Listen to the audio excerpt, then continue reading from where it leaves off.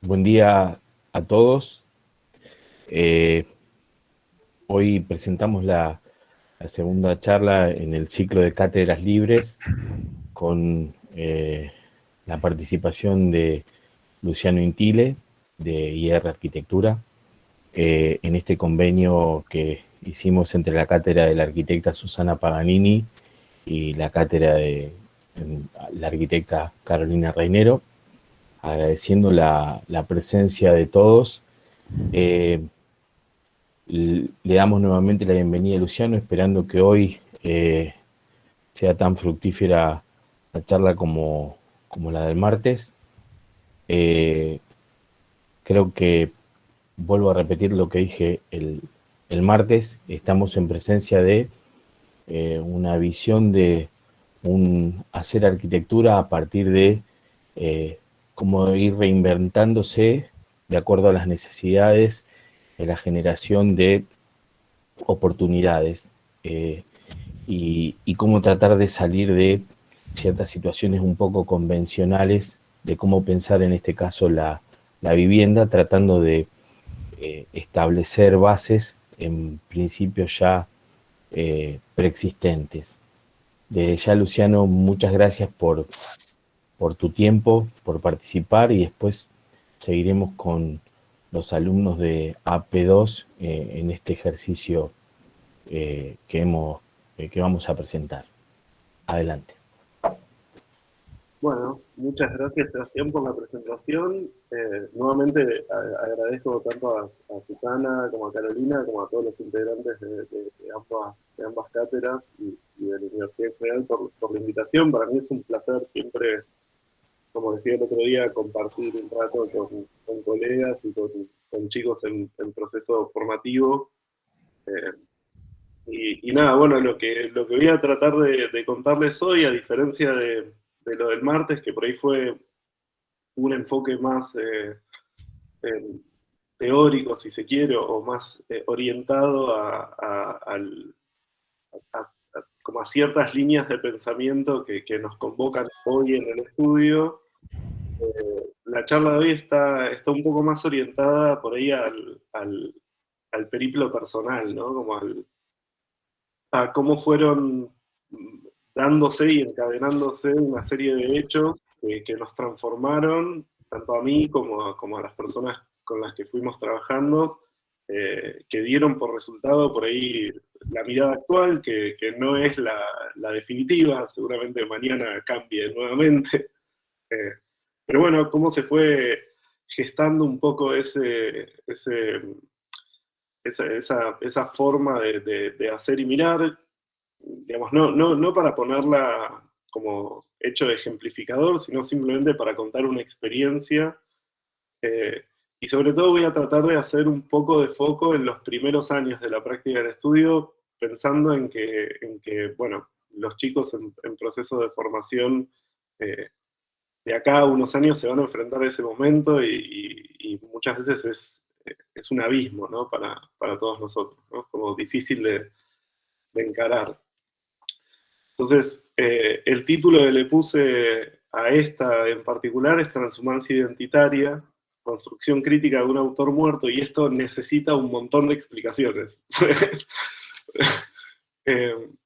Transhumancia en realidad tiene que ver con lo que todos conocemos, ¿no? Con cierta disposición de los pueblos originarios a ir generando acervo de conocimiento en su tránsito, sobre todo por los Andes, ¿no? Los pueblos más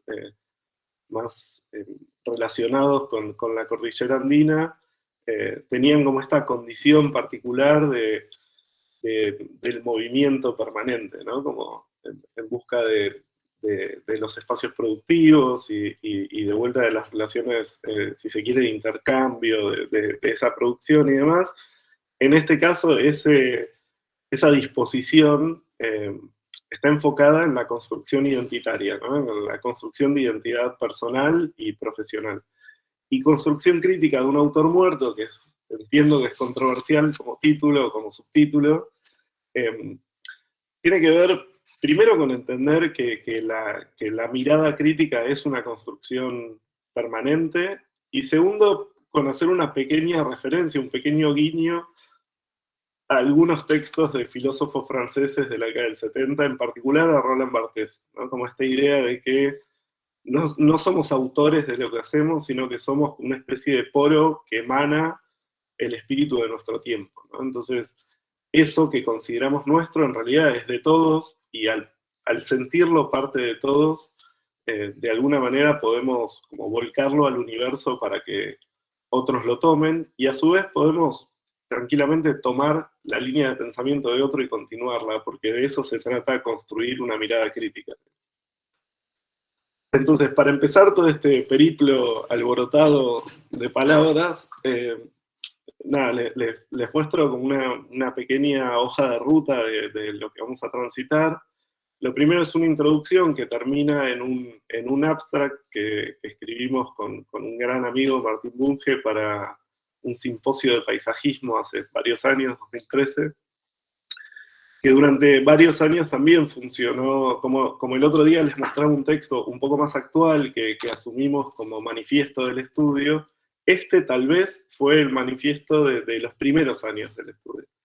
Después hay una serie de proyectos que terminan en un proyecto social paralelo al estudio que sigue hoy funcionando y está mutando también.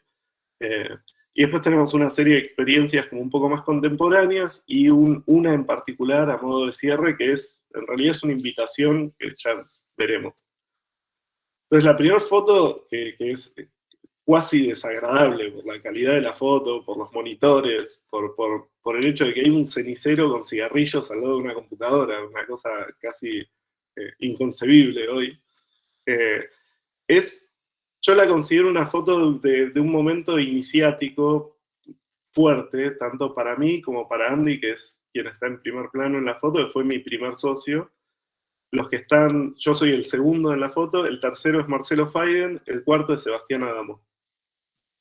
En nuestros últimos años como estudiantes de la carrera, Marcelo y Sebastián habían ido a hacer un doctorado a España, y a su vuelta nos convocan para hacer su primer concurso, ¿no? Un concurso que hicimos entre los cuatro para un edificio para Aerolíneas Argentinas. Ese concurso era un concurso privado en el que habían convocado a Baudición y Lestar. Baudición y Lestar los subcontrata a ellos, y ellos nos llaman a nosotros para armar equipo de A4 y hacerlo. Ese concurso lo ganamos, y eso termina dando por resultado que tanto Andy como yo trabajamos desde que Adamo Faiden inició su práctica hasta que nosotros iniciamos la nuestra con ellos, ¿no?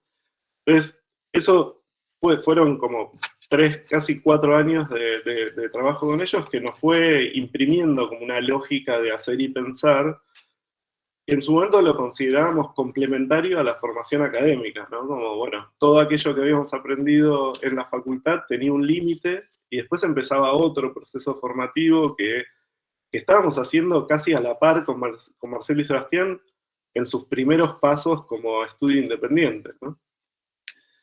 La cosa es que años después nos llega como un primer encargo. En realidad nos llegan 2 encargos casi en paralelo, que nosotros abordamos de una manera muy parecida a como se hacían las cosas en el estudio de Marcelo y Sebastián. No voy a profundizar en estos 2 primeros, pero son una pequeña casa en un ámbito semi-rural en la periferia de Buenos Aires, y un pequeño edificio en la ciudad de Buenos Aires. Estos 2 proyectos, de alguna manera, los pensamos y los gestionamos como habíamos aprendido a hacerlo en el estudio de ellos, pero fueron 2 o 3 años que nos demandaron estos 2 proyectos, e inmediatamente después nos pusieron un poco en crisis, ¿no? Como toda esta lógica nos hizo entender, tanto a Andy como a mí, que había cuestiones de índole personal que no se correspondían tan directamente con esa forma de hacer, ¿no? Y que estos proyectos que abrazamos, amamos y seguimos queriendo, que le seguimos teniendo mucho cariño, en alguna medida no nos representaban tan profundamente, ¿no? Entonces, casi inmediatamente después a mí me toca ir un año a China por un trabajo, me contrataron para comandar un equipo de proyecto y me encuentro como primer cosa con esto, ¿no? AutoCAD en chino, ¿no? Todo un desafío como bastante particular, pero bueno, nosotros como estudio ya estábamos funcionando, entonces Andy trabajaba con nuestros colaboradores acá en Buenos Aires y yo a la distancia, con 12 horas de diferencia, me conectaba como podía para seguir manteniendo todo el movimiento. Y un poco ese desplazamiento, es simbólico todo esto, ¿no? Pero un poco ese desplazamiento y tomar esa distancia entre Andy y yo, sobre todo, nos permitió entender de qué se trataba esa crisis de identidad que estábamos atravesando, y en ese momento nos empiezan a salir como una serie de encargos en ámbitos por ahí hostiles o desconocidos, ¿no? Como la selva misionera, que es algo que les voy a mostrar ahora. Y esta cuestión de repente escribir textos para ámbitos distintos, ¿no? Entonces nos piden este texto para un simposio de paisajismo, y nosotros de alguna manera tratamos de enfocarlo en algo que nosotros queríamos entender como una especie de metodología de trabajo. Entonces, el texto se organiza en 3 párrafos que de alguna manera describen bastante profundamente cómo empezamos a ver las cosas a partir de ese momento. Y el primero tiene que ver con la observación, ¿no? Y acá voy a leer bastante mal, siempre lo hago y siempre pido disculpas, pero lo voy a hacer una vez más. Y dice: parafraseando el concepto de Sartre-empirie, o empirismo delicado, desarrollado por J.W. von Goethe, el presente trabajo propone una revisión en la manera en que el ser humano se relaciona con el mundo y en particular con la forma en que el hombre habita el territorio. Desde la perspectiva fenomenológica y la inevitable participación del ser humano en el mundo que lo rodea, se buscará también profundizar en el debate vigente respecto a las dicotomías que aún prevalecen: natural-artificial, arquitectura-paisaje, hombre-naturaleza, etc., que surgen del conflicto interno en el que debe convivir el ser humano al sentirse separado de su entorno. Entonces, este párrafo en particular nosotros lo entendíamos como esa lente que necesitábamos desarrollar para aproximarnos a la interpretación de ámbitos que eran muy distintos a los ámbitos que ya conocíamos, ¿no? El segundo tiene que ver con lo que considerábamos materia prima, y acá tomábamos mucho de textos de Juan Herreros y Iñaki Ábalos, ¿no? Pero entender la materia prima no solo como el material constructivo, no solo como el material de trabajo físico, sino entenderla también como el material conceptual, el material cultural, la interacción entre seres, el material espiritual, si se quiere, ¿no? Como la condición espiritual de las cosas que hacemos. Entonces, materia prima, dice: a partir de esta afirmación se presenta como necesario el replanteo de la concepción primaria del ser humano con el que desde esta perspectiva llamamos naturaleza.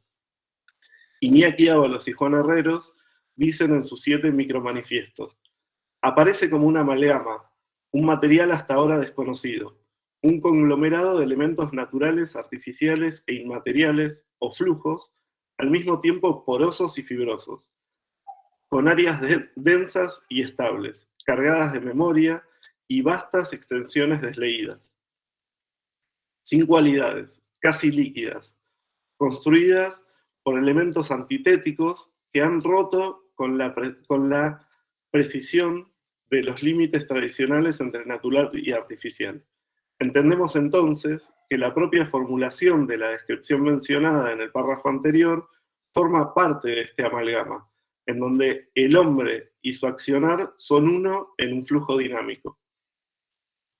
Y por último, la disposición, ¿no? Como esto que hacemos a la hora de ofrecernos al contexto, ¿no? Entonces, disposición dice: la relevancia que posee el origen que ha dado sustento a las acciones que el ser humano lleva adelante puede abrir un interrogante respecto a su capacidad autónoma de transformar el medio sin ser afectado en su universo personal. ¿Es la sensación de control que posee el ser humano sobre el medio una ilusión? Desde el punto de vista antes planteado, la observación consciente del medio lleva implícito el origen que da soporte a una acción consciente. Y esto último es lo que resume todo, ¿no? Como en ese momento para nosotros se volvió gravitante, realmente gravitante, generar cierto grado de conciencia en la observación para poder aportar al contexto acciones conscientes, ¿no?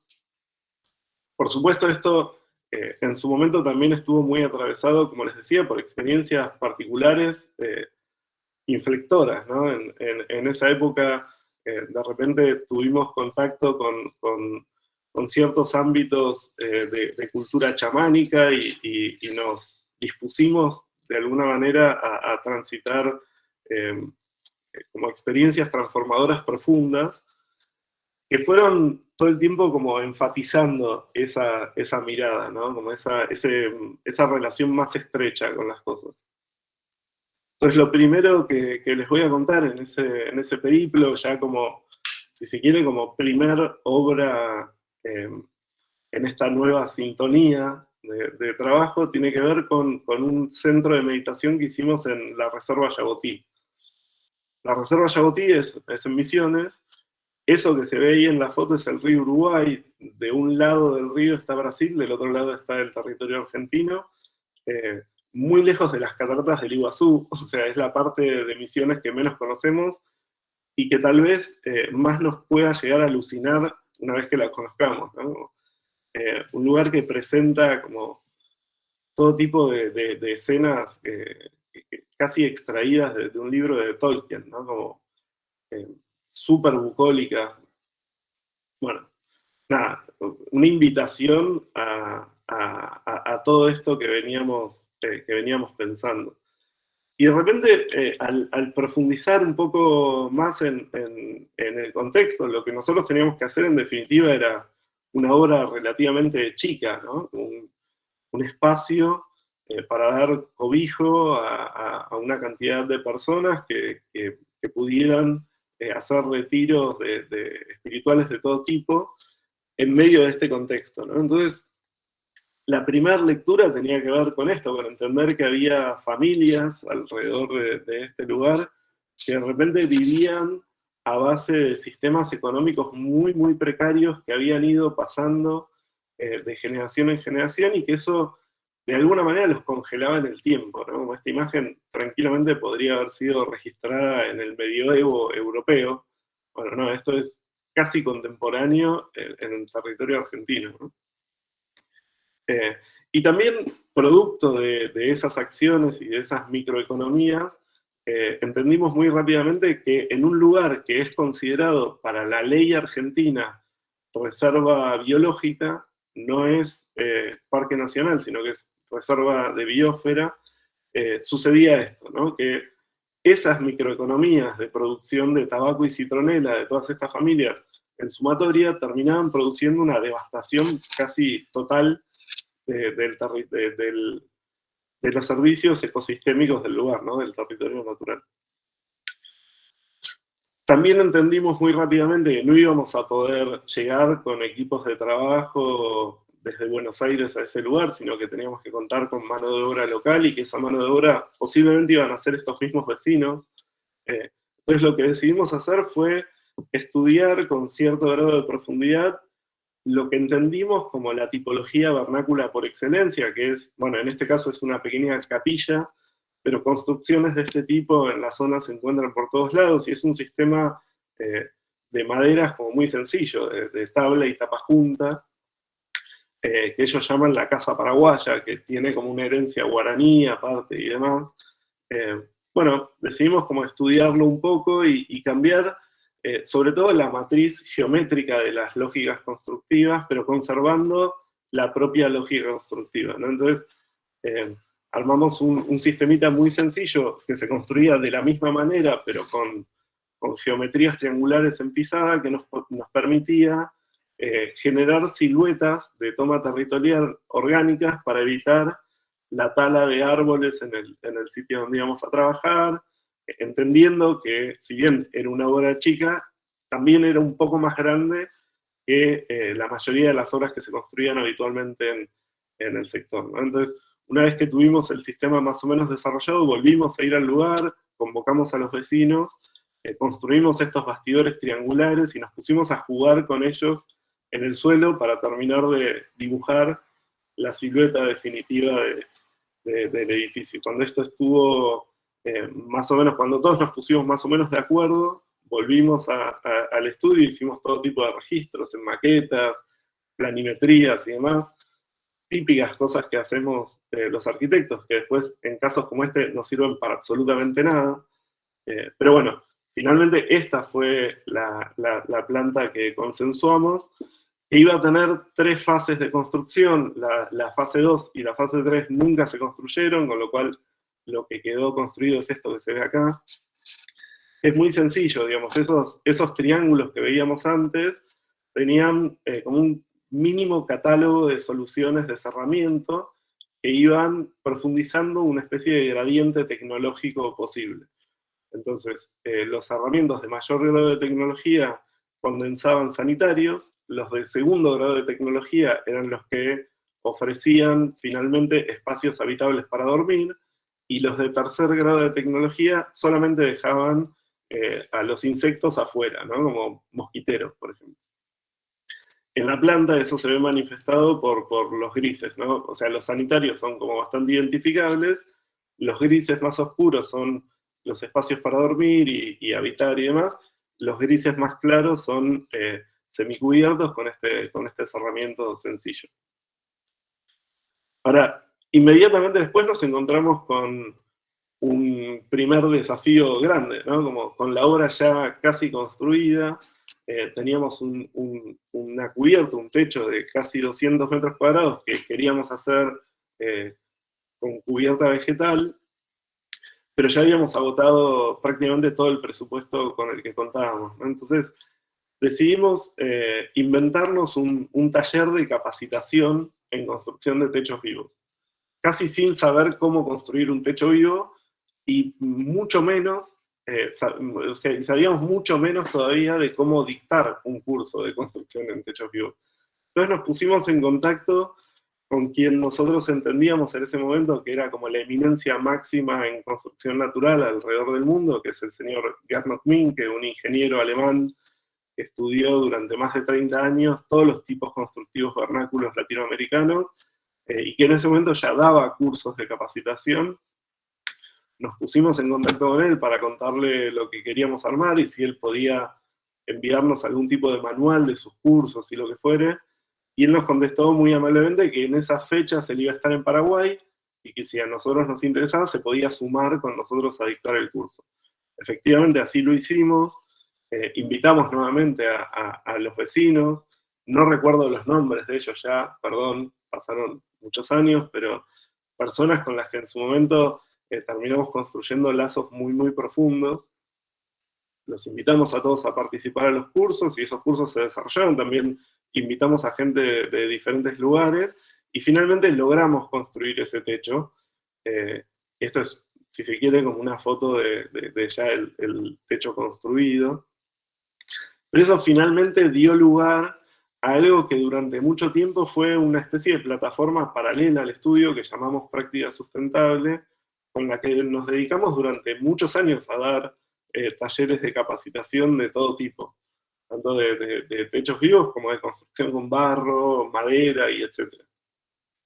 Lo que les voy a mostrar ahora es un pequeño videíto de la obra construida. Van a notar algo que quería explicar al principio y me olvidé, es que el estudio en ese entonces se llamaba Intile y Rogers, Intile y Andy Rogers, mi ex socio. El nombre actual del estudio es IR. En alguna medida, cuando Andy y yo decidimos separarnos, terminó siendo como una especie de sigla que hacía honor a los orígenes del estudio, pero con el tiempo entendimos que nos interesaba más pensarlo como un verbo que como una sigla. Entonces, por eso es que hoy nos decimos IR Arquitectura en lugar de IR Arquitectura, ¿no? Y lo del verbo tiene que ver precisamente con lo que les contaba al principio, ¿no? Con esta disposición permanente a la dinámica, al movimiento. Entonces, les voy a mostrar este videito, me voy a callar un rato para que escuchen los sonidos de este sitio.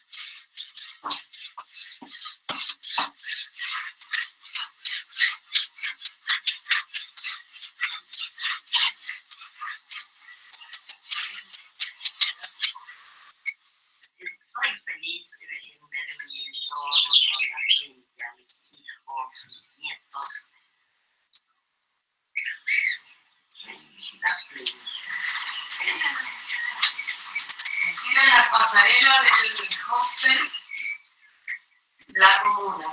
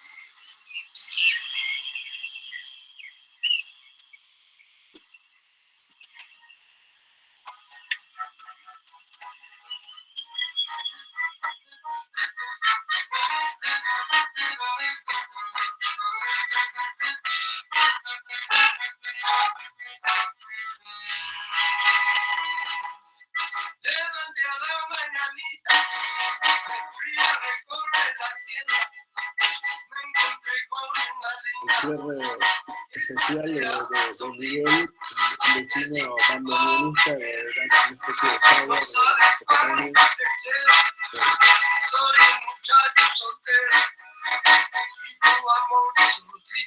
Bueno, también ese momento, este video fue filmado y producido por Fede Cairoli, coterráneo suyo, gran amigo y casi podría decir que es un socio más del estudio, ¿no? Es una persona con la que compartimos muchísimas experiencias durante muchos años, lo seguimos haciendo, trabajamos juntos casi desde los inicios de ambos, entonces se produjo como una retroalimentación muy profunda entre su trabajo y el nuestro. Particularmente en este caso, yo personalmente, a mí me costaba mucho aceptar ciertas impurezas, ¿no? del resultado construido. Esa cenefa, desprolija y demás, para mí era como inconcebible.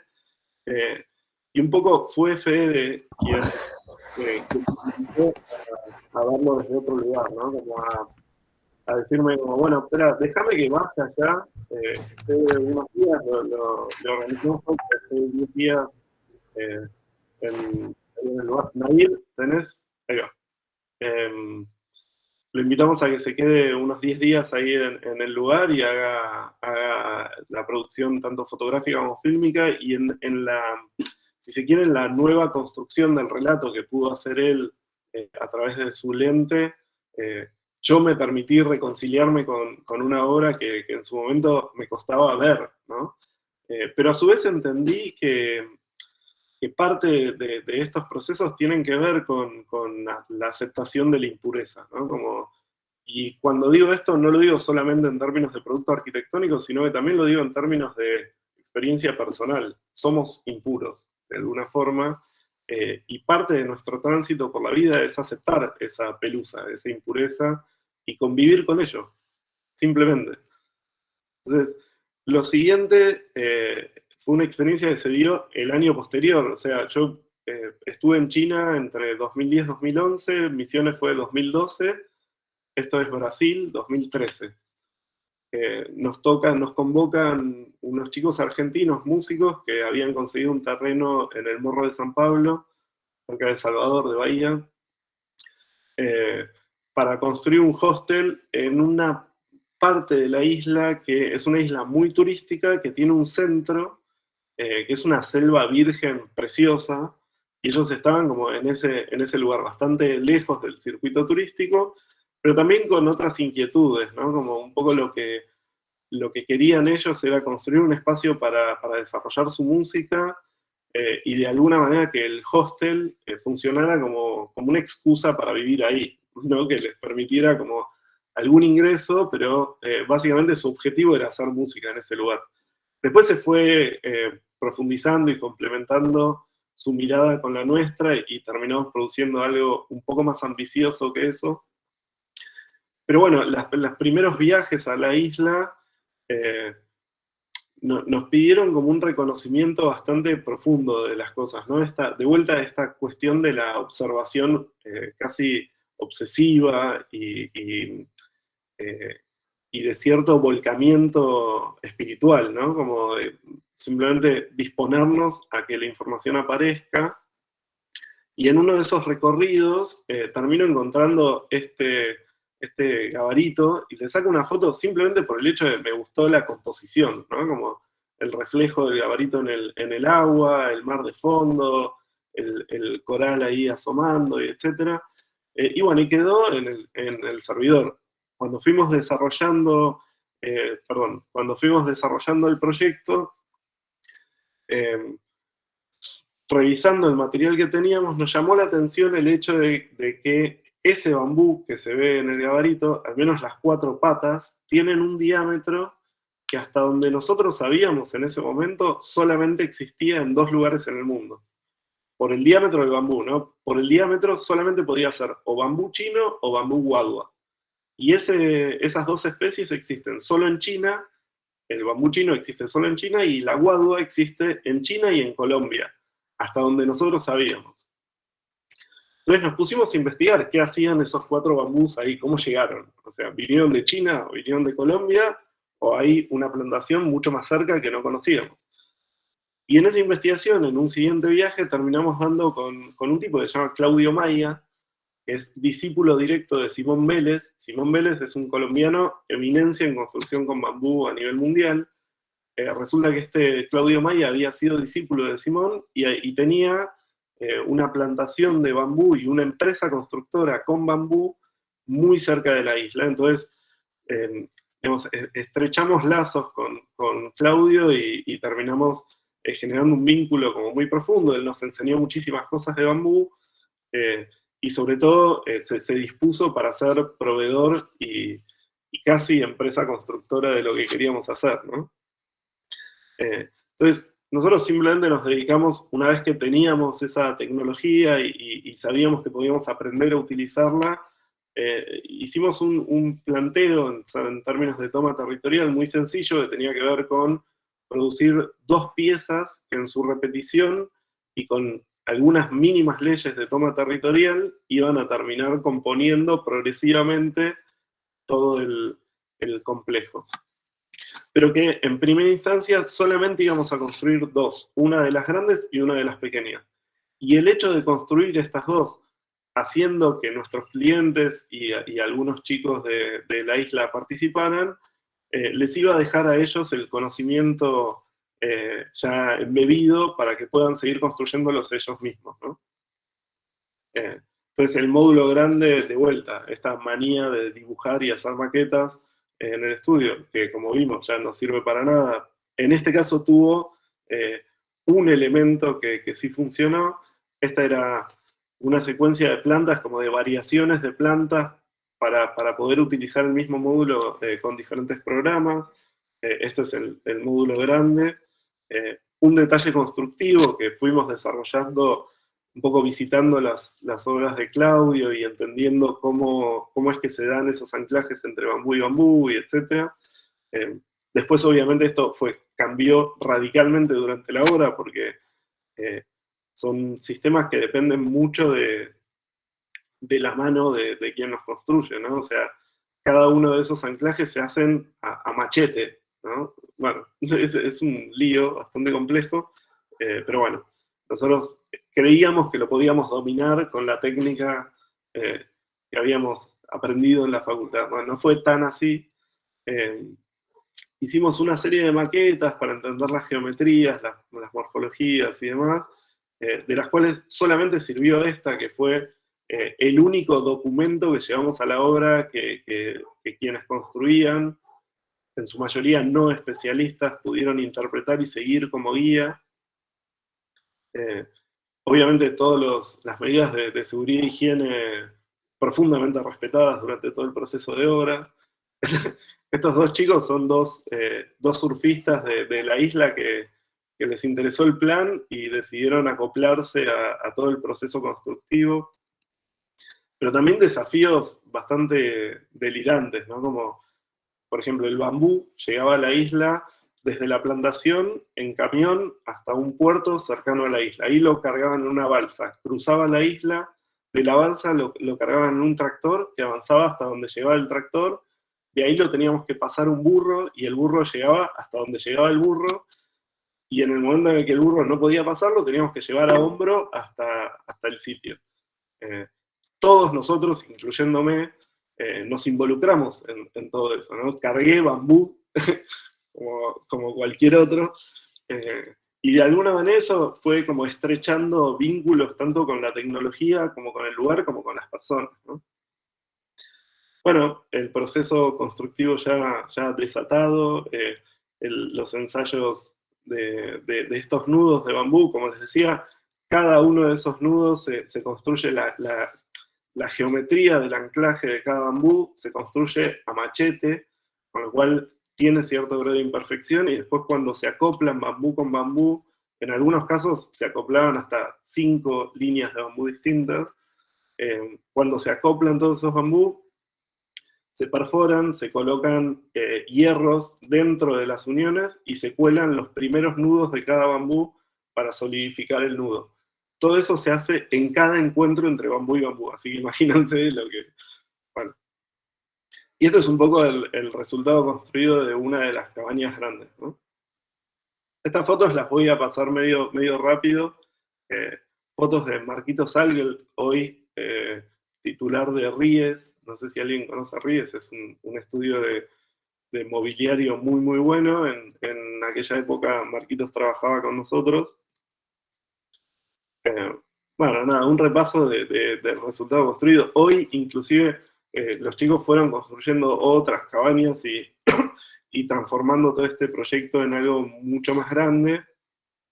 En su momento sí hubo algo que pudimos acoplar como lógica más general al proyecto, que fue, por ejemplo, queríamos tener un biodigestor para poder producir tanto biodiesel como compost y tratamiento de agua y demás, pero el caudal de materia orgánica que producía el hostel era insuficiente para mover un digestor que pudiera producir la cantidad de gas que necesitábamos para comprimir para, por ejemplo, hornallas. Entonces lo que organizamos fue un circuito de recolección de aceite de cocina en toda la isla. Con eso producíamos glicerina, y la glicerina acelera el proceso de biodigestión, y eso nos permitía así producir el caudal de gas necesario. También en la obra de Misiones colocamos un biodigestor. Bueno, fueron como todos dispositivos, técnicas y cuestiones que fuimos aprendiendo de manera muy hippie, ¿no? Como a construirlas nosotros con nuestras manos, pero bueno, fue parte de un proceso que tuvo que ver con entender el impacto de cada cosa que hacemos en el medio natural, ¿no? No podíamos pensar que los efluentes cloacales de un hostel en medio de la naturaleza simplemente contaminaron las napas del lugar. Entonces necesitábamos generar algún tipo de solución para eso y los biodigestores de alguna manera nos la ofrecían. Luciano, Sí. justamente hay un tocayo tuyo, Luciano Moreta, un alumno que ha levantado una mano, tiene una consulta. No sé cómo preferís vos, ir respondiendo o más vale guardamos la consulta para el final de la charla. Como quieran, yo si quieren para hacerlo, para no perder el ritmo, preferiría como pasar toda la charla y después... Bien, si bueno, quieren, entonces las consultas las vamos resolviendo sobre el final de la charla. Lo vamos ahí, perfecto. Dale. Igual anótense lo que quieran preguntar y después volvemos a lo que haga Déjenlo falta. anotado en el chat y después leemos las preguntas en el chat. Dale. Bueno, nada, estos son algunos interiores de las cabañas y demás. El siguiente fue tal vez el proyecto más ambicioso de toda esa época, ¿no? Digamos, hasta ahí los dos que conté fueron encargos particulares que desarrollamos de una manera bastante peculiar, en la que nos involucramos físicamente nosotros en la construcción y demás. Les conté también del nacimiento de Práctica Sustentable como plataforma paralela. En este caso nos convocan para hacer un refugio de montaña en el Valle de Calamuchita, en Córdoba, y nosotros decidimos hacerlo integrando, o sea, fusionando profundamente la práctica del estudio con práctica sustentable. Entonces, organizamos una agenda completa para construir esta cabaña a través de talleres de capacitación en construcción con barro, revoques en barro, techos vivos, y etcétera, construcción con madera y tal. Entonces esa agenda dependía inicialmente de poder dividir el trabajo en equipos de pertinencia, de alguna manera, ¿no? Entonces, los dos primeros equipos, el equipo que construyó las fundaciones y el equipo que construyó la estructura de madera, eran equipos profesionales, y a partir de ahí largábamos una agenda de talleres de casi 1 año y medio, de diferentes talleres de construcción con barro y finalmente uno de construcción de techos vivos, a través de la cual construimos colectivamente toda la cabaña. En esta obra participaron cerca de 150 personas, por ejemplo, en total. Una cabaña muy chiquitita, de 40 y pocos metros cuadrados, que se resolvía básicamente con este muro plegado en 5 caras que contenía todos los sanitarios y los sistemas de apoyo de un espacio muy genérico, en el cual se podía disponer tranquilamente una mesa, una cama, unos sillones y simplemente habitar el bosque serrano. Ahora, esa lógica del muro plegado en 5 caras en realidad tenía que ver con que queríamos ensayar 5 detalles constructivos distintos con barro, y cada uno de esos tomaba una orientación distinta, con lo cual hacía que cada uno de estos detalles fuera pertinente. Los 5 detalles que ensayamos fue el de quincha húmeda, quincha seca, bajareque, ladrillo de adobe y fardos de cortadera. Por supuesto, cada uno de estos tiene técnicas distintas, tiene formas de levantar revoques distintos, etc. Y los talleres, para los que nuevamente invitamos a Gernot, fueron un periplo infinito, ¿no? Fue 1 año y medio de convocar a gente a irnos juntos al medio del Valle de Calamuchita a construir con barro. Inclusive logramos, en un momento invitamos a un grupo de niñas de un jardín de infantes de Cumbrecita, que se sumó a participar. Fue un momento muy lindo ver el momento de ver a los chicos pisando el barro para... fue una experiencia profunda en términos personales que pudimos compartir con un montón de gente y nos produjo muchísimo placer, sobre todo por el hecho de pensar que nosotros sentíamos en ese momento que estábamos encontrando ámbitos de participación de nuestra disciplina que no tenían tanto que ver con lo que nos habían contado en la facultad, ¿no? Bueno, nada, más fotos de estos talleres. Y por último, el taller de construcción de techos vivos, que en realidad fue, más que un taller de capacitación, fue una especie de invitación de cierre, en el cual convocamos a varios amigos, y lo construimos medio entre nosotros durante un tiempo. Ahí se ven varios personajes con los que después seguimos trabajando durante mucho tiempo, en particular el que está en el medio de todo, de Barba, Morocho de Barba, es mi actual socio, de origen italiano, Enrico Cavalià, que en ese momento era pasante en el estudio. Bueno, hoy es mi socio. Nada, algunos personajes lindos con los que seguimos trabajando después de mucho tiempo.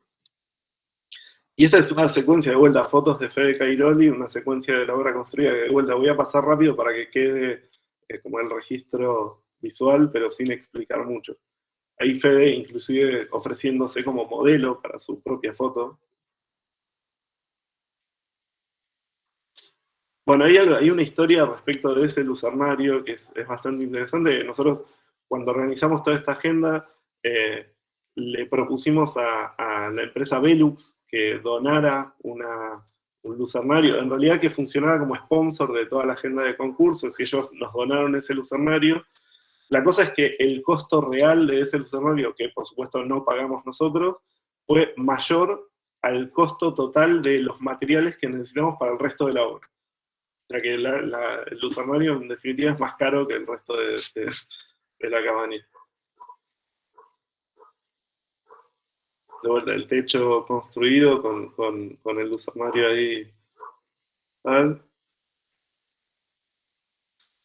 Bueno, y todo este periplo de cosas que nos fuimos inventando y experiencias que fuimos teniendo nos llevó en algún momento a pensar que de alguna manera, desde esas experiencias y desde nuestros conocimientos disciplinares, sumando a otros conocimientos disciplinares, podíamos pensar en generar un proyecto que tuviera impacto profundo en términos tanto ambientales como sociales, ¿no? Entonces, nos reunimos con una serie de ingenieros industriales que tenían como cierto conocimiento en la construcción de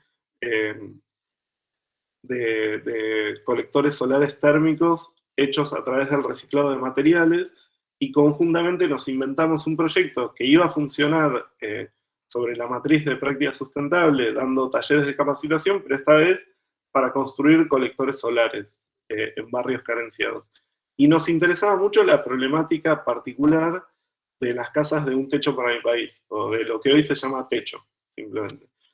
Es que, bueno, son casas que todo el modelo techo inicialmente lo que ofrecía era una solución a personas en situación de extrema vulnerabilidad, situación de calle y demás, pero finalmente estas casas que estaban pensadas para ser provisorias terminaban siendo permanentes. Y el problema cuando se convierten en vivienda permanente es que no tienen ningún tipo de condición básica de habitabilidad, son simplemente una carpa de madera. Entonces lo que hicimos fue inventarnos un proyecto que se llamó Plugin Social, que tenía como objetivo adosar módulos sanitarios a estas viviendas, ¿no? En los mismos términos en los que se construían las casas de techo, porque todas esas casas se construyen en terrenos muy inestables en términos ¿cómo se llama? De escritura, ¿no? Son terrenos de escritura estatal, en realidad, que están... el Estado les permite tomar parcialmente durante un tiempo y eventualmente son desalojados, entonces todo esto tiene que poder desmontarse muy rápidamente. Entonces, sobre esa lógica, pensamos un catálogo de dispositivos sanitarios que se sumaban a estas casas y que se construían con materiales de descarte tanto industrial como hogareño. Llegamos a desarrollar profundamente un dispositivo que era el de mayor urgencia, que es el baño, y lo construíamos con estos materiales, ¿no? Pallets de la industria siderúrgica como estructura portante, lonas de publicidad vial como envolvente y cerramiento de los baños, y todo tipo de descartes hogareños para la producción de colectores solares térmicos que calentaban directamente agua por radiación solar, con lo cual no hacía falta tecnología de calentamiento para poder ducharte con agua caliente.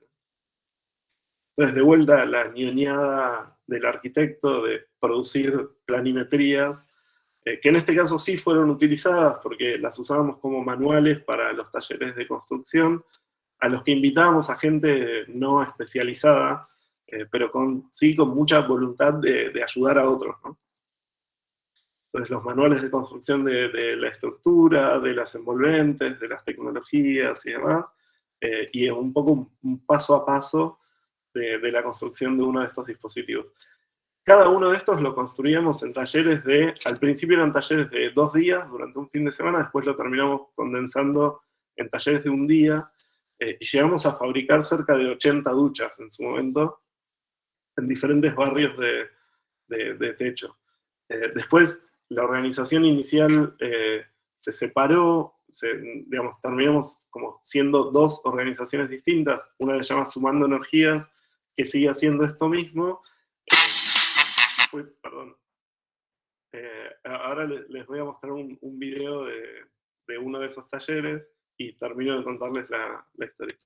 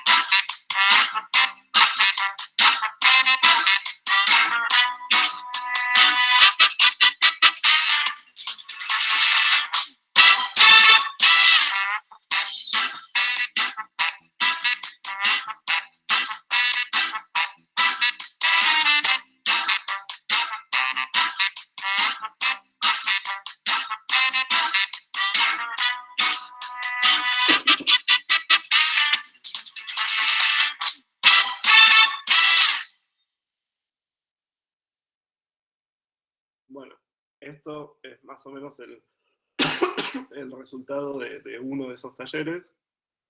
Así quedaban más o menos los módulos que construíamos. La cosa es que, como les decía, en algún momento los fundadores de la organización sentíamos que teníamos como objetivos distintos, se generaron 2, o sea, eso se dividió en 2 organizaciones.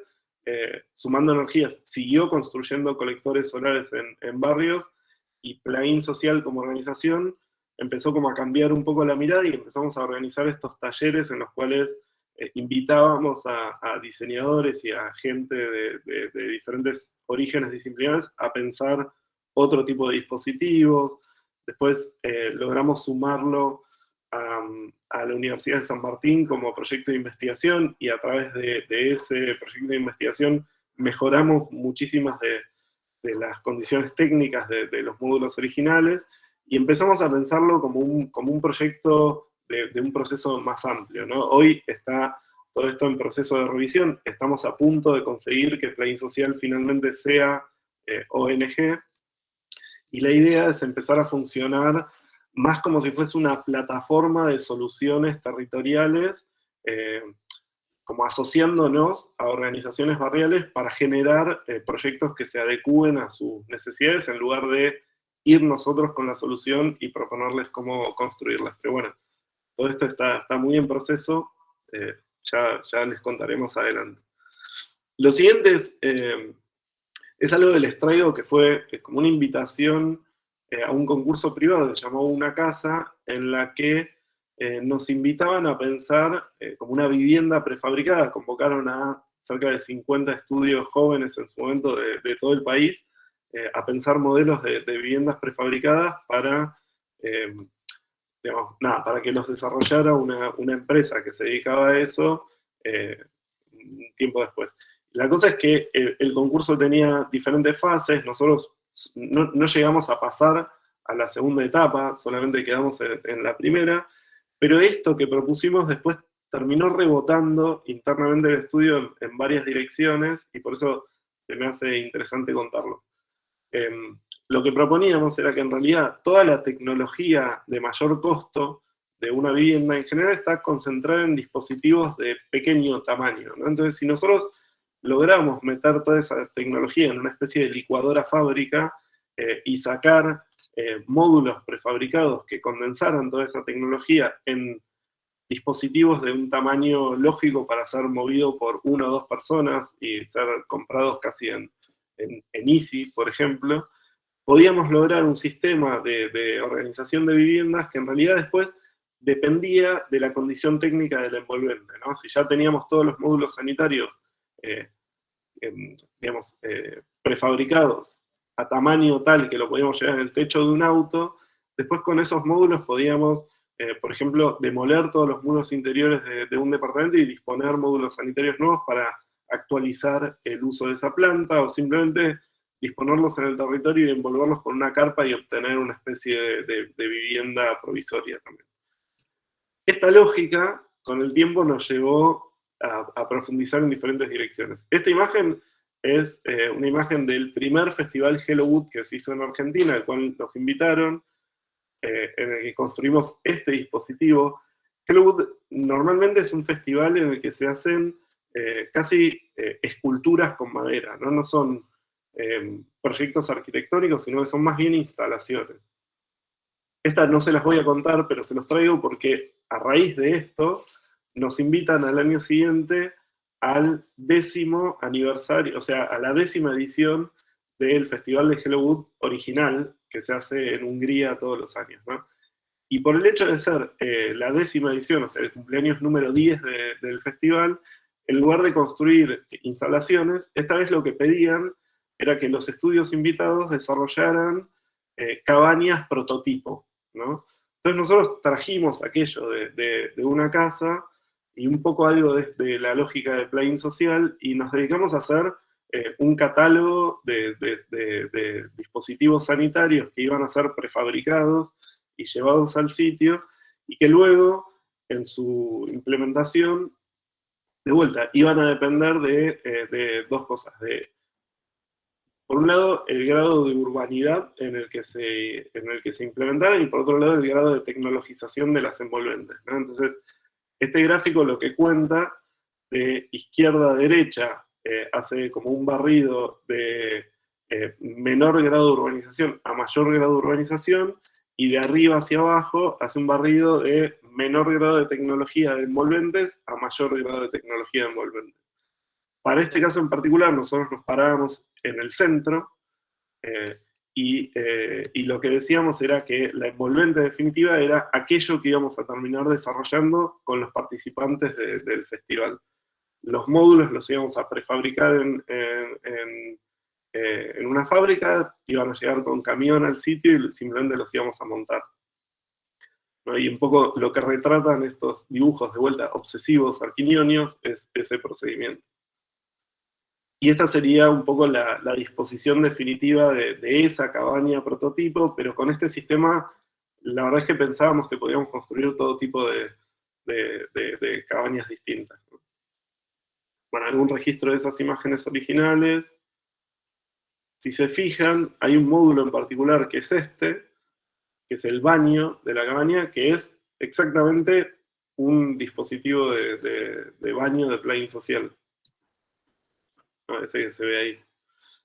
Entonces estos módulos tenían también diferentes dispositivos técnicos que permitían utilizar las energías de origen natural de diferentes maneras, tanto el colector solar térmico para calentar agua para las duchas, como una especie de muro Trump que calentaba digamos, el ambiente donde se disponían las camas, una cocina solar que funcionaba casi como un periscopio por reflejos, y lentes que enfocaban una especie de rayo de sol que calentaba el alimento, y algunas fotos de la cabaña ya construida.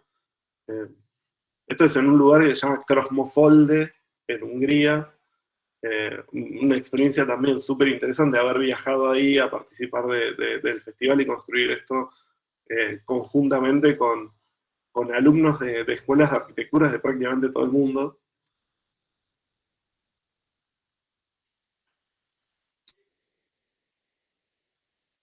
Y lo siguiente es una pequeña reforma que nos convocan a hacer hace unos poquitos años en el barrio de Chacarita, en Buenos Aires. Viene un cliente con la inquietud de si tenía sentido comprar esta propiedad, que era un departamento en primer piso, que se ve ahí con ventanas muy pequeñas y este balcón como muy amplio, pero con 18 metros cuadrados interiores de uso. él lo conseguía como a muy, muy buen precio, pero de repente no, digamos, le generaba como mucha inquietud pensar en cómo podía utilizarse ese espacio.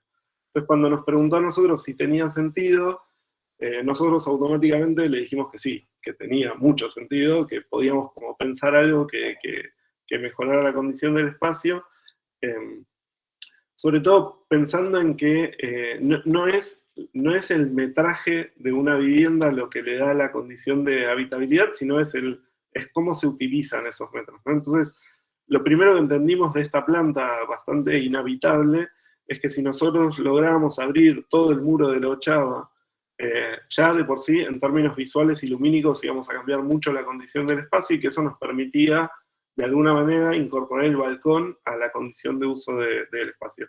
Y que después nos quedaban otros 2 muros ciegos a los que podíamos acoplarles todos los usos complementarios de la vivienda, ¿no? Entonces lo que desarrollamos fue literalmente eso, ¿no? Un proyecto en el cual abríamos toda la ochava, disponíamos un cerramiento en esa ochava, un cerramiento vidriado en esa ochava, y un segundo cerramiento vidriado en la geometría del balcón. Con lo cual lo que conseguíamos era que ese balcón funcionara un poco como dispositivo de mediación ambiental, que es algo de lo que vamos a trabajar en el ejercicio futuro. Y después, todos los usos complementarios de la vivienda se organizaban en estos 2 muebles que simplemente engordaban el espesor de los muros ciegos de la vivienda. Entonces, este es un poco el resultado construido de todo esto. Y lo que les contaba respecto del balcón como dispositivo de mediación es algo que nos permitió pensar en que en invierno, cuando el uso de la vivienda es más restringido, este primer cerramiento se cierra, pues eso hace que todo el dispositivo funcione como una especie de acumulador de calor que transmite calor al interior de la vivienda, pero a su vez en verano, al abrirse, expande la superficie de uso de la vivienda. Tendemos normalmente a ser más expansivos en temporadas de calor y como más restringidos en temporadas invernales, con lo cual entendíamos que ese cerramiento representaba un poco ese movimiento en los ciclos estacionales. Y por último, un tercer cerramiento por fuera, que por geometría lo único que hacía era como velar la vista de afuera hacia adentro, conservando cierto grado de intimidad, entendiendo que habíamos abierto toda la ochava a la vista del público en general, ¿no? Entonces, este dispositivo lo que pretendía era como controlar un poco esa relación visual. Y por dentro, lo que les decía, ¿no? Estos muebles que acoplan e integran una cantidad de usos muy variados, desde cama, escritorio y biblioteca en uno, hasta espacios de guardado, cocina, heladera en esa puertita que se abre de costado, una mesa, y por último, el baño, que tiene una especie de lucernario sobre la ducha, en el cual colocamos una escalera para poder salir a una terraza que en definitiva es la terraza de un PH que no tenía un uso determinado, ¿no? Y en esa terraza colocamos este dispositivo, entendiendo que como la terraza es de uso compartido y no tiene una jurisprudencia clara, digamos, cualquier cosa que se instalara en la terraza tenía que ser de fácil movimiento. Entonces nos inventamos este dispositivo al que llamamos glorieta, porque nos gustaba un poco la reminiscencia al dispositivo tanguero de las plazas tradicionales. Y digamos, alrededor de ella disponíamos como toda una vegetación en macetas que podía fácilmente moverse, digamos. Entonces lo que nos imaginábamos era como un dispositivo más o menos así, que tenía como estos gajos de media sombra tensado que permitían generar diferentes situaciones de acondicionamiento muy sencillo, simplemente por la disposición de los gajos. Entonces, si los soltábamos, lográbamos como cierto grado de intimidad en relación al envolvente hacia el exterior y podíamos como ver el cielo, pero colocados y tensados arriba funcionaban de media sombra, y etc. Y esto es un poco una imagen resumen de un momento anterior a la construcción de la glorieta de la obra, pero bueno, eso es el camarín. Lo que viene es algo que se produjo en plena cuarentena, ¿no? Nuestros clientes del camarín nos cuentan que tienen unos terrenos en un lugar que se llama Balneario Los Ángeles, que les pido por favor que lo mantengan en secreto, porque es una meca de eso. Es un lugar que es una meca de surfistas, pero los surfistas somos muy celosos de ese tipo de lugares, con lo cual no queremos que se conozcan. Es un paraíso este lugar, no les voy a decir dónde queda. Bueno, resulta que nuestros clientes del camarín tenían una serie de terrenos ahí, heredados de no sé cuándo, y nos pidieron pensar un proyecto que funcionara como el camarín. Entendamos que estábamos en plena cuarentena, primeros meses de la cuarentena. Ellos querían un proyecto que funcionara como el camarín, pero allá, ¿no? Que tuviera como esa condición de habitar mínimo en un lugar de playa. Como tenían varios terrenos, les propusimos hacer no una cabaña, sino un conjuntito de cabañas, porque precisamente, bueno, esto iba a funcionar como una especie de comunidad de playa. Esto recién ahora estamos empezando la obra, después de 1 año y medio de debate y discusión, pero bueno, estamos empezando la obra. La cosa es que cada una de esas cabañitas iba a funcionar un poco como aquella cabaña de Hungría, prefabricando módulos sanitarios que al ensamblarse, tal y qué sé yo. Entonces, la especulación era que si lográbamos construir 4, el costo unitario de cada una bajaba radicalmente por su sistematización. Entonces, por eso es que los convencimos de hacer 4 en lugar de una. Y las cabañas funcionan, bueno, son esto que se ven, tiene una sola abertura, que es una especie de portón, digamos, que baja y arma una especie de deck. Esa es la única abertura, y después tiene 2 luzarmarios semiesféricos en el techo. También esto tiene que ver con que es un lugar que cuando uno no lo habita permanentemente es bastante hostil, hay mucho robo y desmantelamiento de cosas, y qué sé yo, entonces tenía que poder replegarse casi como si fuese un tanque de guerra. Pero la lógica era la misma que la de Hungría, ¿no? Prefabricar módulos sanitarios que al disponerse en el lugar ya componían un tercer espacio, un volumen de aire. En este caso la diferencia es que toda la estructura y la envolvente de la cabaña ya venían implícitas en esos módulos prefabricados, y que al ensamblarse construían el vacío volumétrico del interior. Es muy chiquito, de vuelta, son 22 metros cuadrados, ¿no? Pero bueno, lo necesario para habitar un tiempo la playa. La planta baja tiene como estos módulos de cocina, guardado exterior, baño dividido en 2 módulos, otro módulo que es una especie de sillón guardado, etc. Y después por encima de eso se disponían un módulo que funciona casi como sala de máquinas, otro de guardado general, y 2 espacios donde se pueden disponer camas, ¿no? Uno más pequeño donde se pueden disponer 2 colchones individuales, y uno un poco más grande donde se pueden disponer 2 colchones grandes.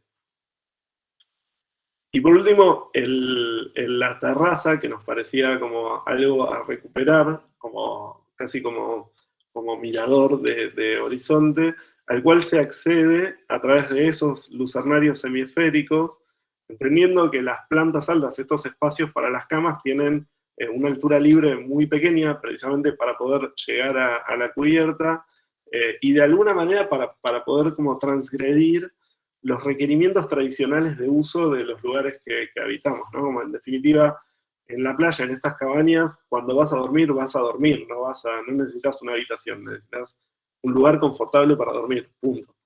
Entonces nos parecía que esos espacios también podían ser los espacios de transición en la salida a la cubierta, y esos lucernarios semiesféricos nos permitían pensar en observar el horizonte desde el interior de la cabaña un día de tormenta, por ejemplo, y nos parecía maravilloso. Entonces, bueno, nada, secciones perspectivadas, qué sé yo, y esos eran los lucernarios mágicos a través de los cuales de noche podíamos tener una vista a las estrellas y a la luna y tal. Bueno, esto está muy en proceso, ¿no? Digo, la ejecución está en proceso. Y por último, les voy a contar esta casa, que es una casa que terminamos en marzo 2020, o sea, días antes de empezar la cuarentena.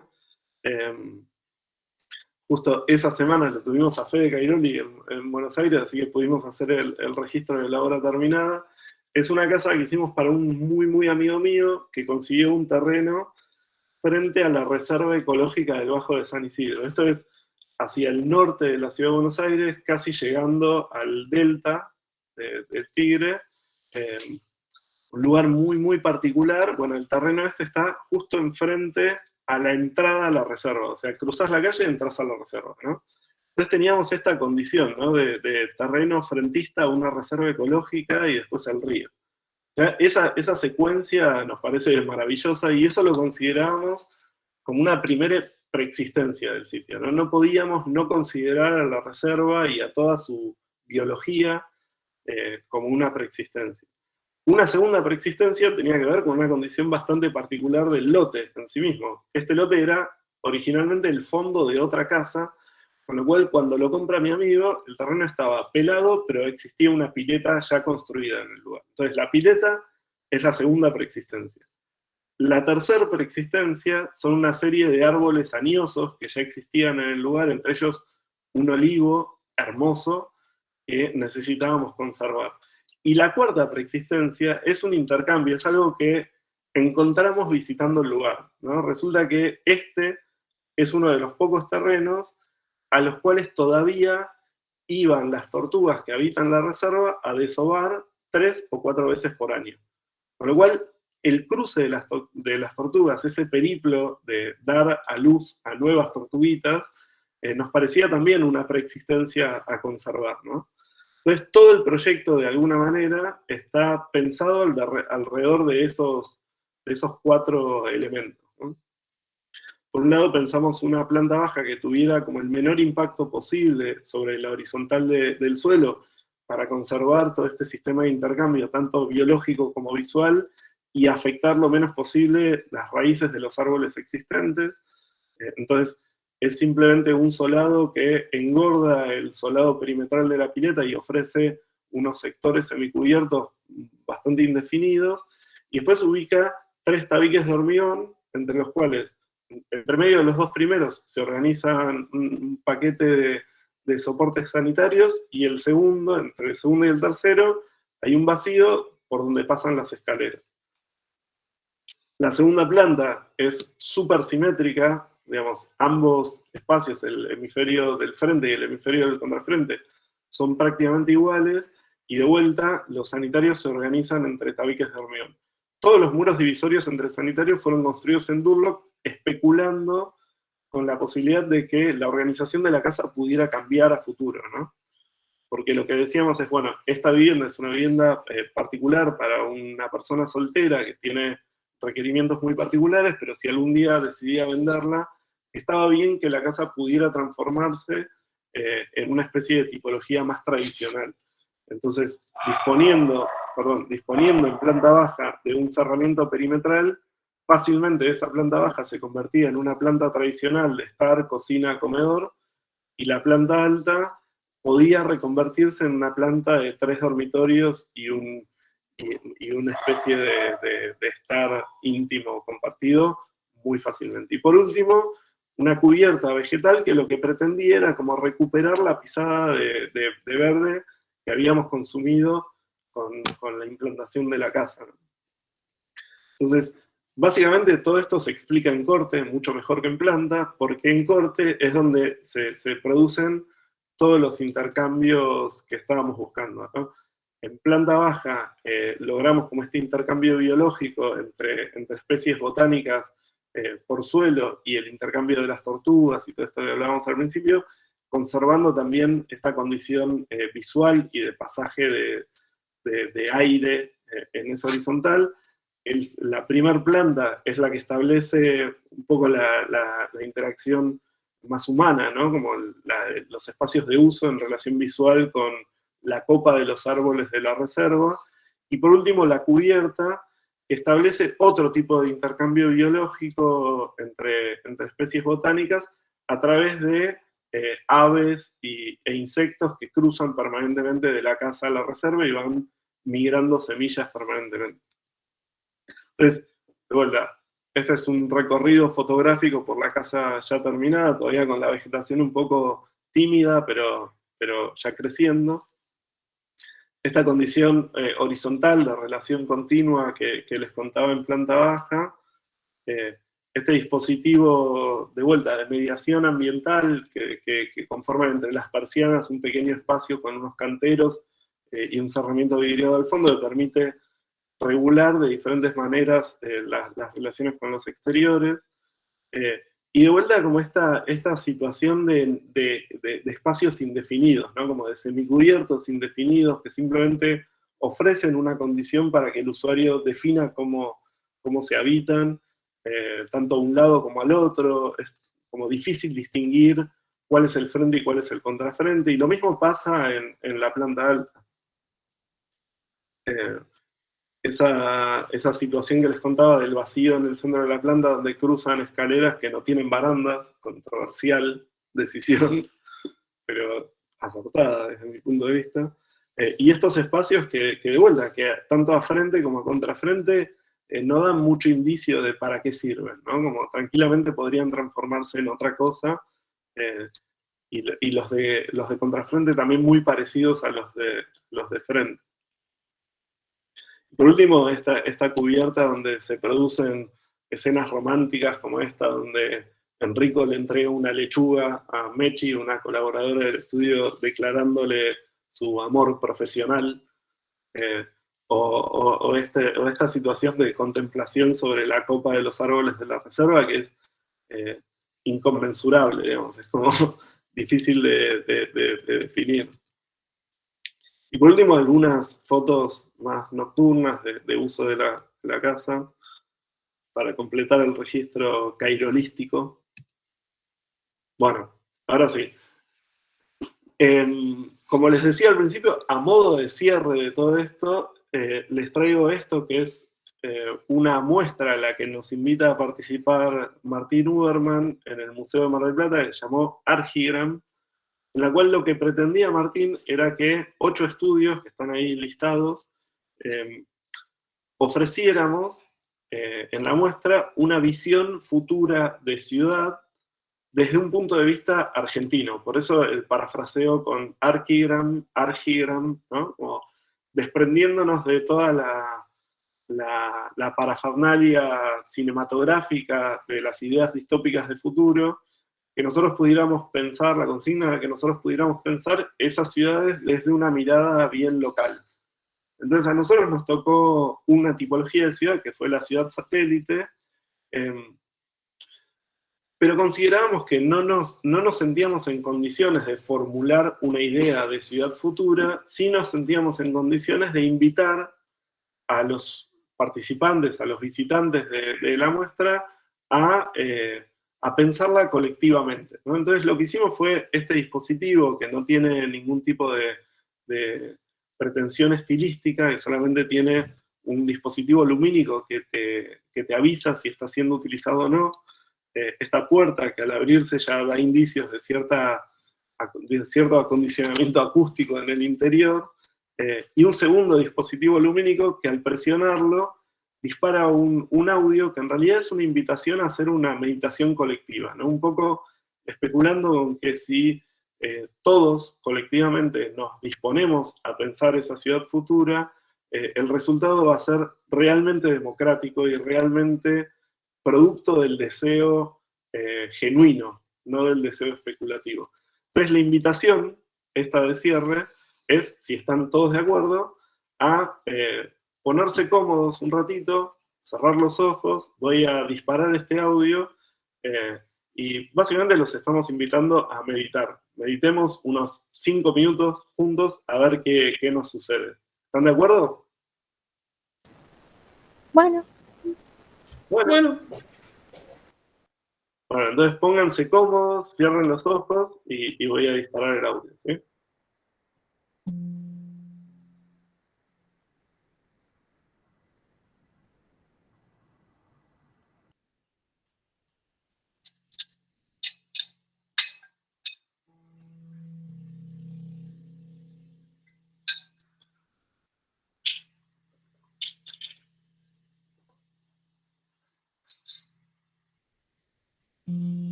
sala de un museo.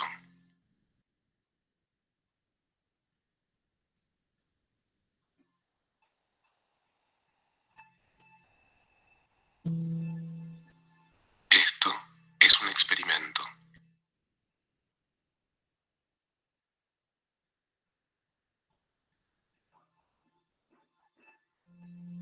Al finalizar, se volverá a encender la luz.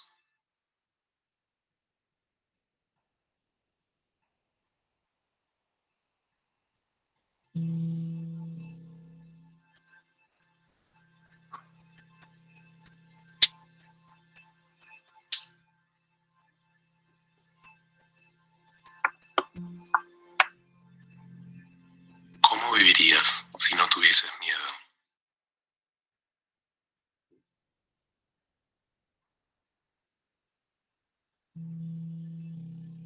¿Dónde vivirías si no tuvieses miedo?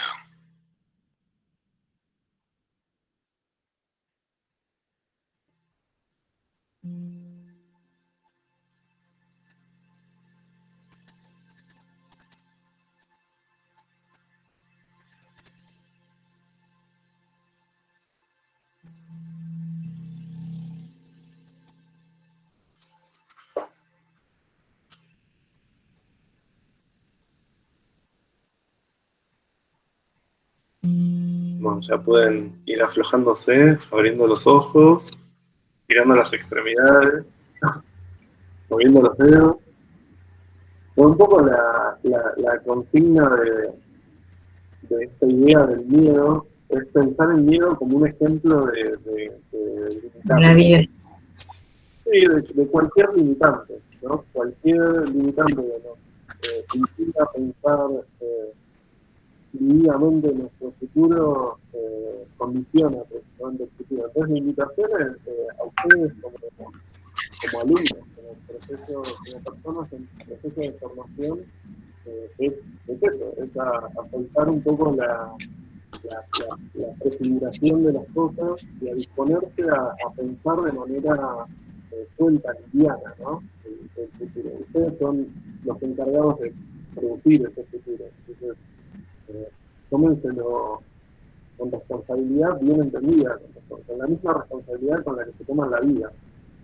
Es simplemente eso. Y por último, nada, créditos fotográficos, bibliografía, los integrantes del estudio el día de hoy. Muchas gracias.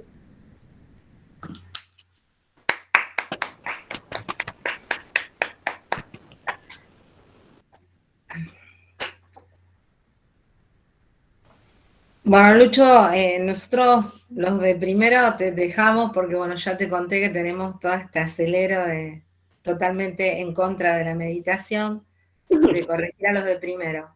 Pero en realidad me pareció esto que vos marcás mucho de la formación y me parece que vos tenés como una manera, una didáctica, una pedagogía que tiene que ver mucho en el aprender haciendo. Y también esto es una cuestión absolutamente personal, me interesa tu compromiso con lo social, porque bueno, me parece que, viste, la Argentina tiene una problemática muy compleja y las facultades, las escuelas, hacen recortes que a veces, bueno, es complejo todo ese abordaje. A mí todo eso me cierra, me parece interesante que un estudio de arquitectura pueda estar abordando esas problemáticas, ¿no? Y me parece también formidable que los alumnos ya en el ciclo básico empiecen a ver, porque vos también marcaste toda esta cuestión del pensar, el observar, el no tener siempre todo lo especulativo como primer mundo de partida. Así que bueno, te agradezco mucho la disposición y el abordaje, ¿no? Me parece muy bueno. Bueno, muchísimas gracias, Patricia, por tu palabra. Bueno. No tengo muchas palabras. Muchas gracias. Bueno, nosotros ya te digo, te dejamos, no sé si el resto de los docentes de primero, después, bueno, ustedes siguen la práctica, que bueno, después voy a mirar más tu página, porque la verdad que los desconocía. Bueno. Bueno, Chao, hasta luego. Muchas gracias. Chao, hasta luego. Mientras tanto, si alguien quiere hacer alguna pregunta, Aldana Corona había tenido una pregunta, o había dejado unas preguntas. Sí. Aldana, no sé si querés hacerlas. Claro, ¿querés Buenas. hacer a vivo? Sí. Sí, perdón si parecen pavas, pero No. hice un par de preguntas. Como primera pregunta, te iba a hacer, ¿qué se sintió empezar a trabajar en la práctica sustentable? ¿Qué se sintió empezar a trabajar? A ver, es raro, ¿no? Lo que voy a contestar, pero para nosotros, tanto para Andy como a mí,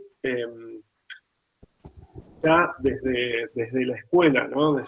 Primero, yo fui a un colegio que en mi título secundario dice Bachillerato Deportivo y Ecológico. Y mi escuela primaria, la escuela primaria a la que fui, fue una escuela que fundaron mis padres como disidentes de la escuela anterior a la que había ido en términos pedagógicos. Entonces, junto con otras familias, decidieron fundar una escuela que se basó en la pedagogía Waldorf. A su vez, mi ex socio Andy fue jardín, primaria y secundaria, una escuela Waldorf. Entonces, hay algo en nuestros procesos formativos iniciales que nos hicieron sentir de arranque que había como ciertas cuestiones en relación a la eficiencia de uso de los recursos y a la relación con la naturaleza que eran fundamentales, ¿no? Como en la mirada. Cuando nos tocó atravesar el proceso formativo en la Escuela de Arquitectura, lo hicimos desde ese lugar, casi intuitivamente. Y siempre nos costó mucho separar una cosa de la otra, ¿no? Como no entendemos la producción de arquitectura sin una mirada de eficiencia energética, por ejemplo. Entonces, esta idea de que lo sustentable es un espacio distinto del espacio que ocupa la arquitectura, a mí por lo menos me parece ridícula.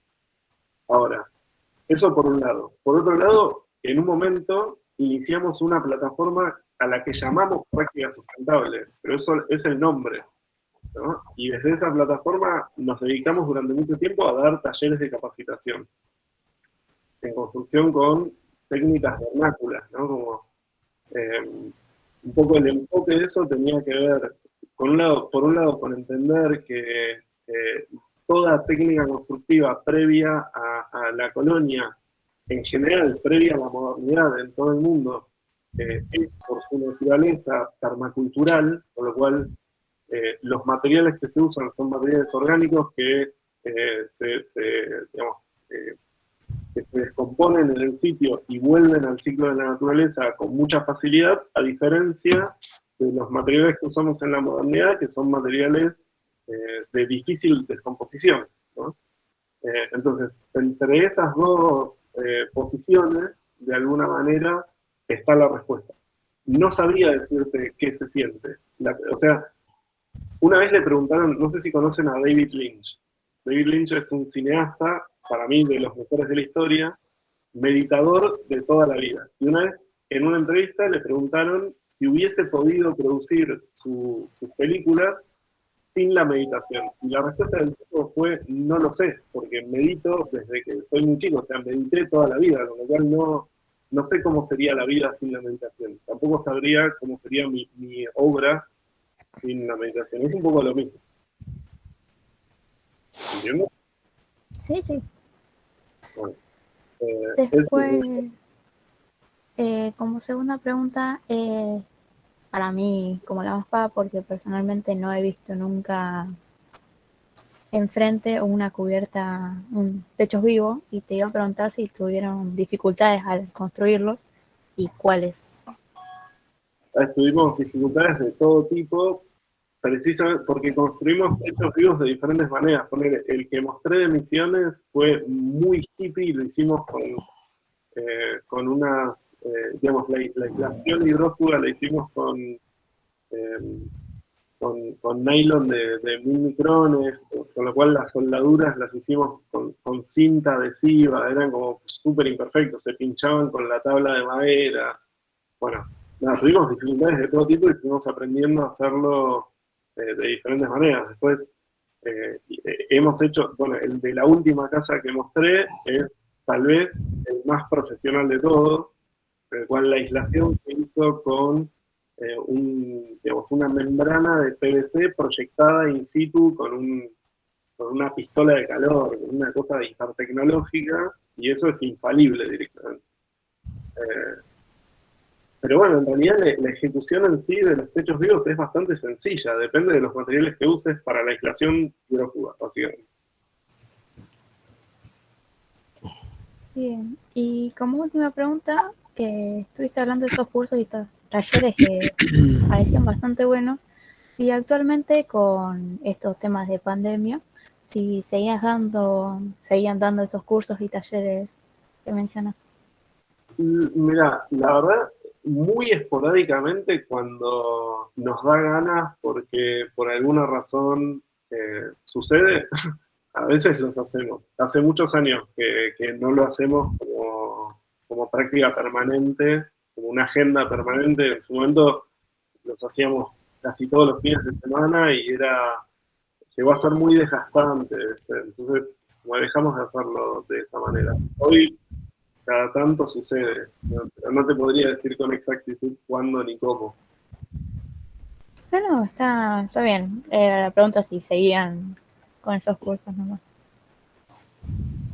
Así que bueno, se me terminan las preguntas. Muchas gracias. No. ¿Alguien más que quiera hacer alguna otra pregunta?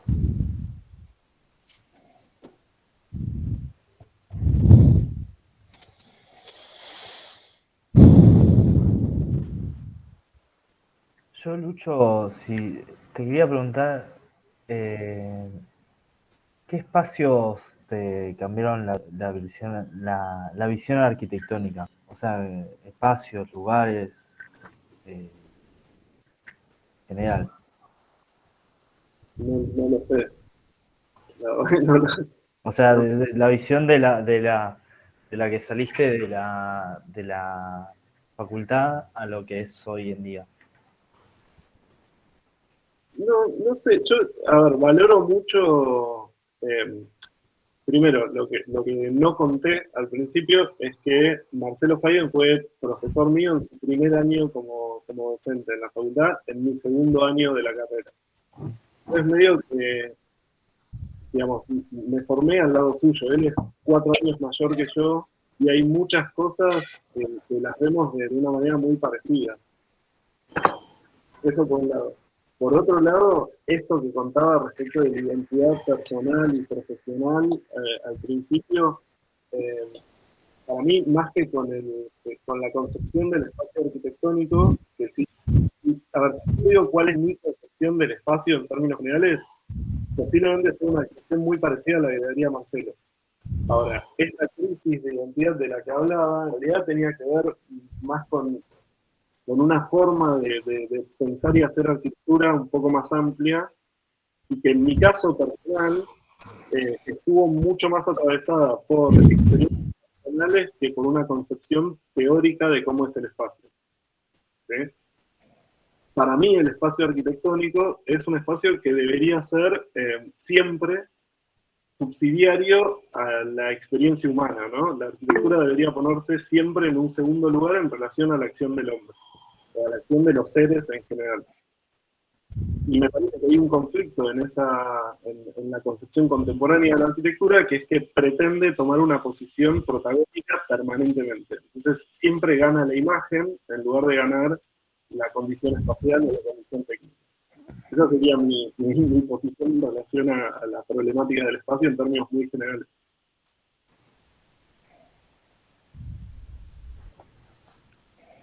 Ariel. Perfecto, gracias.